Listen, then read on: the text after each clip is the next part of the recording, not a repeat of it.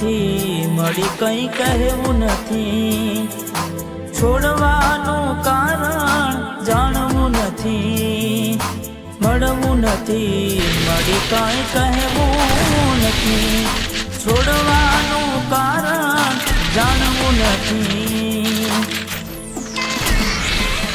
હો ઘરની દિવાલે ભણકારા વાગશે, આખો રાત ચોડ તારી ઊંઘ ઉડશે, એ દાડે મારી યાદોનો વડાવશે.